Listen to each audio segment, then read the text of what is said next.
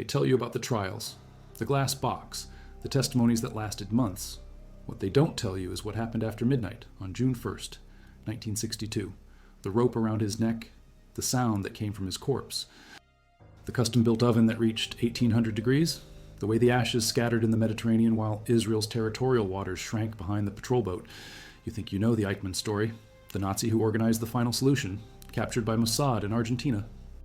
Put on trial in Jerusalem, but between the courtroom gavel and those ashes hitting the waves, there's a story that stayed buried for 30 years.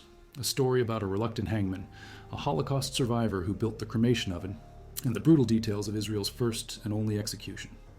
If you value documented history like this, subscribe. It's the best way to support our work. Also comment from which city you're hearing this from.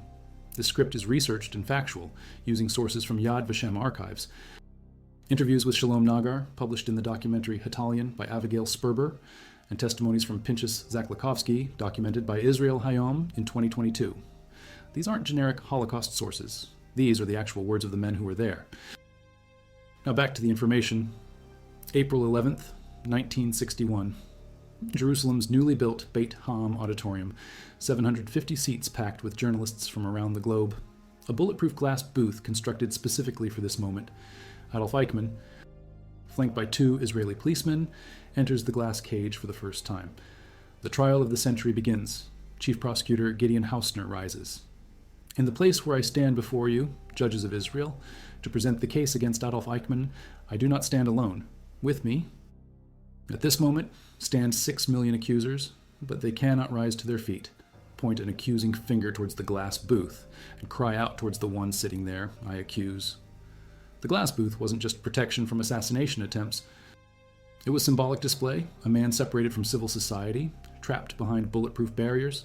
Inside, Eichmann took notes impassively, insisted the atrocities were orchestrated by others above him in the Nazi hierarchy, but the evidence was overwhelming. Bureau 06 of the Israeli police had prepared for months. 1,600 documents selected, most bearing Eichmann's signature. A list of 108 survivor witnesses prepared. Expert witnesses, historians and scholars. The Israeli police had set up this special unit for one purpose, assembling the case that would destroy Adolf Eichmann. For 9 months before the trial, Eichmann sat in a fortified police station at Yagur near Haifa. Daily interrogations. Chief Inspector Avner Less as his interrogator. The transcripts totaled over 3,500 pages. Less had lost several direct family members to the extermination camps. When questioning Eichmann, he deliberately wore short-sleeve shirts, so his camp identification tattoo was always visible. Well, I assume he was wondering to himself how I managed to escape his clutches. Using documents provided primarily by Yad Vashem and Nazi hunter Tovia Friedman, Less could determine when Eichmann was lying or being evasive. When additional information forced Eichmann into admitting what he had done, he would insist he had no authority in the Nazi hierarchy and was only following orders. Less noted that Eichmann did not seem to realize the enormity of his crimes and showed no remorse. 56 days of prosecution, hundreds of documents, 112 witnesses, many of them Holocaust survivors. Attorney General Hausner ignored police recommendations to call only 30 witnesses. Only 14 of the witnesses called had seen Eichmann during the war. But Hausner's intention was to demonstrate both Eichmann's guilt and present material about the entire Holocaust. December 11th through 15th, 1961. 3-judge panel delivers its verdict over the course of 4 days. District Court judges Moshe Landau, Benjamin Halvey, and Yitzhak Rave. Eichmann found guilty on counts 1 through 12. The judges firmly rejected his defense, ruling he had been a key perpetrator, not a puppet in the hands of others, but someone who pulled the strings conformax of the genocide. December 15th. The sentence? Death by hanging. Eichmann stands stiffly in his glass cage, showing little emotion, the only death sentence ever imposed by an Israeli court. During the 6 months Eichmann spent awaiting execution, the psychological pressure was immense. People screamed and cried at the trial, wanted to attack and kill the man in the bulletproof glass box. The whole story of Eichmann directing the final solution came out into the open. But Eichmann asked for understanding and mercy from the Jewish people, claiming he acted under orders, that he was just a cog in the machine. The prosecution demonstrated otherwise. He played a major role in the persecution of Jews and had personal responsibility for the deportation of hundreds of thousands of Jews to Auschwitz and other camps. He authorized deportations against the wishes of his superiors, even after it was clear Germany was losing the war. As head of Section 4B4 of the Reich Security Main Office under Reinhard Heydrich, he was in charge of Jewish affairs and deportations. The numbers spoke for themselves. Eichmann organized the deportation of more than 1.5 million Jews from all over Europe to ghettos, killing centers and killing sites in German-occupied Poland and parts of the occupied Soviet Union. He was deeply involved in operations such as the deportation of 440,000 Hungarian Jews to Auschwitz in 1944. Those transports, his schedules, his trains, his signatures on the orders. The videotape was flown daily to the United States for broadcast the following day. Capital Cities Broadcasting Corporation obtained exclusive rights to videotape the proceedings. Many major newspapers from around the globe sent reporters and published front-page coverage. This was one of the first trials widely televised, bringing Nazi atrocities to a worldwide audience. But the glass booth became the most enduring image. The bulletproof enclosure where Nazi war criminals sat facing justice. After years on display at exhibitions across the United States, the booth would later return to Israel as a museum piece. But in 1961, it housed a living man who claimed he was just following orders. The prosecution played audio reel tapes of Eichmann's pretrial interrogations in court. The recordings were in German, so excerpts were translated into Hebrew and English after each was played. In one recording, Eichmann discusses his inability to view injuries. "I'm often told that I could never have been a doctor." He makes excuses for his faulty memory, claims time has stripped his mind of particulars. The food arrived in sealed containers. Protocol demanded tasting. Nagar was tasked with tasting the food to ensure it was not poisoned. If he didn't drop dead after 2 minutes, the duty officer allowed the plate into Eichmann's cell. Every meal, 2-minute countdown, stay alive or the Nazi starves. The appeal process begins immediately. Israeli Supreme Court panel consisting of President Yitzhak Olshan and judges Shimona Granat, Moshe Zilberg, Yoel Zusman, and Alfred Witkon. Defense team relies mostly on legal arguments about Israel's jurisdiction and the legality of the laws under which Eichmann was charged. Appeal hearings take place between March 22nd and 29th from 1962. Eichmann's wife, Vera, flies to Israel, sees him for the last time at the end of April. May 29th, Supreme Court rejects the appeal and upholds the district court's judgment on all counts. Same day, Eichmann writes his clemency plea to President Ben-Zvi. He writes that he was a mere instrument in the hands of the leaders, and not a principal perpetrator. A special cabinet meeting is called on May 29th to debate whether executing Eichmann is necessary, or if commuting his sentence might better serve justice. Philosopher Martin Buber urges clemency to avoid making Eichmann a martyr for neo-Nazis. Despite this argument, the consensus firmly favors carrying out the death sentence. Israeli cabinet votes unanimously to reject Eichmann's petition. President Ben-Zvi concurs. May 31st, Nagar is on furlough, walking with his wife Ora and infant son in Holon. A police van screeches to a halt and whisks him away. Prison warden Avraham Merchavi inside. Nagar knows. He's won the lottery, the execution lottery. But there's another man getting a call that same day. Pinchas Zaklikovsky, professional oven builder. Born in 1920 in Poland to a wealthy family of Gur Hasidim, Lodz ghetto survivor, Buchenwald survivor, now working at an oven factory in Petach Tikva, he was asked to build an oven the size of a man's body, which would reach 1800 degrees Celsius. The cover story, a special order for a factory in Eilat that burned fish bones. Here's the twisted irony. In 1940, Nazi arch-criminal Adolf Eichmann visited the Lodz ghetto to monitor up close the operation to expel Jews as the preliminary step towards implementing the final solution. 20-year-old Zaklikovsky saw the senior Nazi officer from a distance. 22 years later, that same Jewish youngster would build Eichmann's cremation oven. Streets around Ramla prison cordoned off.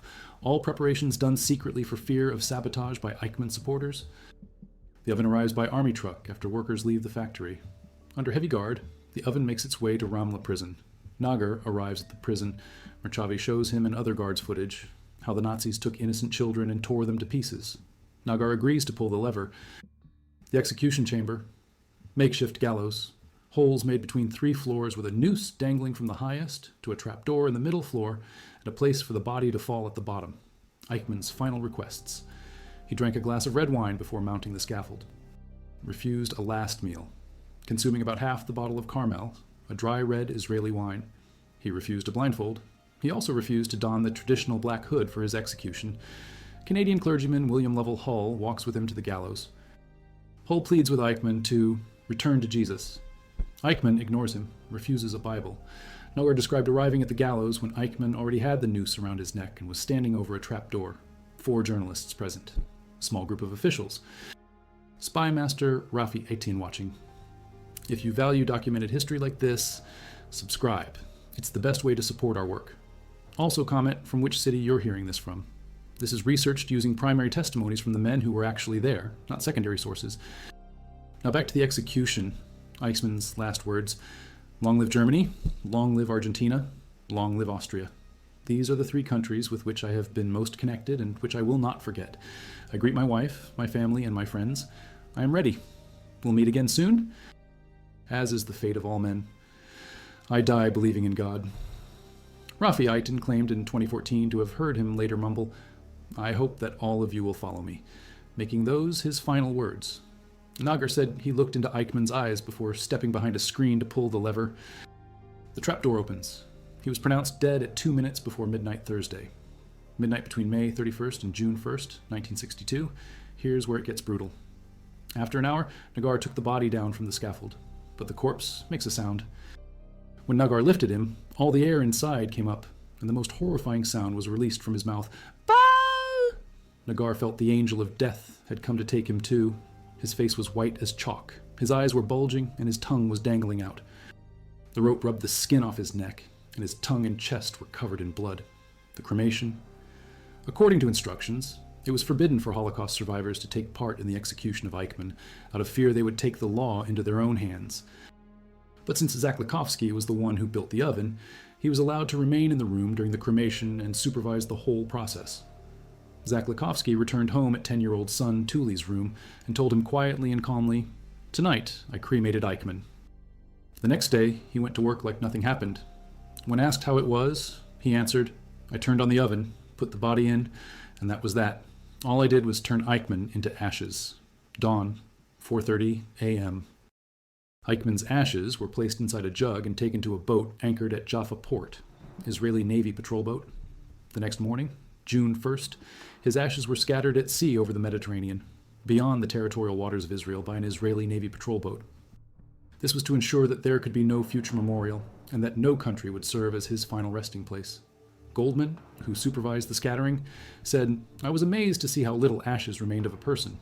But then he remembered Auschwitz. At the same moment, I was reminded of my time as prisoner at Auschwitz.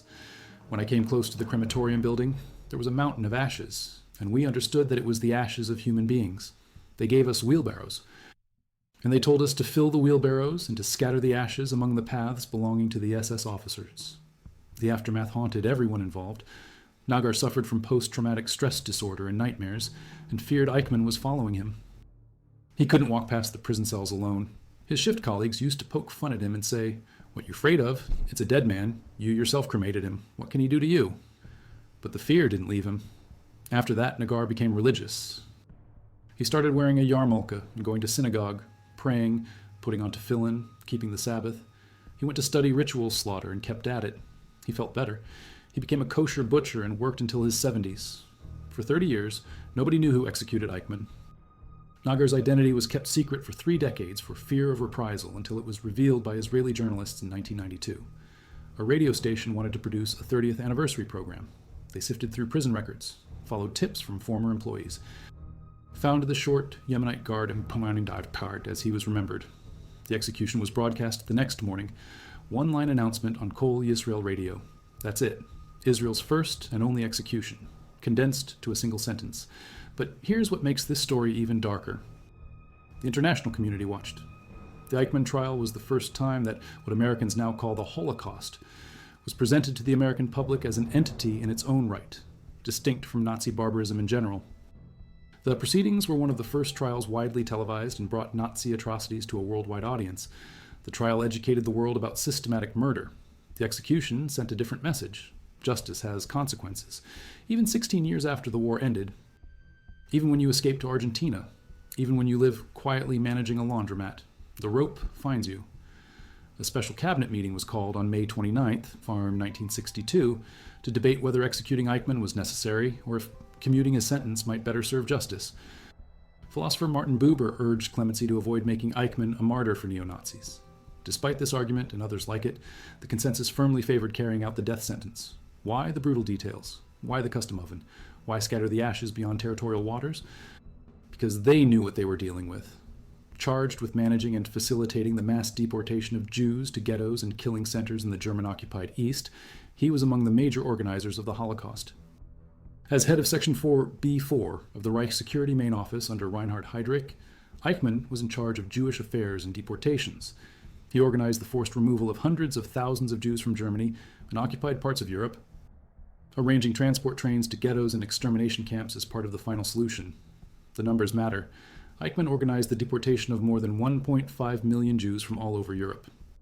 He was deeply involved in operations such as the deportation of 440,000 Hungarian Jews to Auschwitz in 1944. Those aren't statistics. Those are people, families, children. And here's the connection that makes everything more brutal. The oven builder, Zaklikovsky, wasn't just any Holocaust survivor. His family was wiped out by the Nazis. The man who built Eichmann's cremation oven was a victim of the same system Eichmann designed. The prey became the executioner's assistant. The hangman, Nagar, didn't want the job. Of all the guards, Nagar said he was the only one who didn't want the job of hangman. He was chosen by lottery. A random selection determined who would pull the lever that ended the life of one of history's most notorious war criminals. But there's one more detail that makes this execution even more haunting. Nagar said he did not volunteer for the task and had nightmares about it for years afterwards. His duties included making sure Eichmann's food was not poisoned. After the deed was done, he was ordered to load the corpse into an oven for cremation. But his hands were shaking and he needed help walking. The trial lasted 8 months. The execution took minutes. But the psychological aftermath lasted decades. Nagar reflected that Eichmann, dead or alive, was frightening. A man who served in dangerous jobs, dismantled landmines, worked the border guard. I was not a man who got scared, but from him, I was scared. Years later, Nagar understood his role differently. In 2004, he said, "I understand the great merit I was given. God commands us to wipe out Amalek and not to forget. I have fulfilled both. The execution chamber was torn down, the oven was destroyed, the ashes scattered beyond Israel's territorial waters. No grave, no memorial, no place for pilgrimage. That was the point. But the story lived on in nightmares. In the memories of 3 men who carried out Israel's only execution. The reluctant hangman who looked into Eichmann's eyes. The Holocaust survivor who built the cremation oven. The supervisor who scattered ashes and remembered his own time in Auschwitz. The execution of Adolf Eichmann remains the only time Israel has enacted a death sentence. No civilian court in Israel has executed anyone since. The state of Israel made its point. Justice for the Holocaust meant more than prison. It meant the ultimate consequence. But here's the detail that reframes everything. Shalom Nagar died on November 26, 2024, the last living participant in Eichmann's execution, the final witness to Israel's brutal justice. With his death, the story moved from memory to history. From eyewitness testimony to documentary record, and Paul, the hangman, Nagar said, "We're in this world as tenants. The only thing we take with us is our good deeds." The man who executed Adolf Eichmann spent 62 years wondering if pulling that lever counted as a good deed. The rope around Eichmann's neck, the sound from his corpse, the ashes scattered beyond territorial waters, all of it brutal, necessary, and final.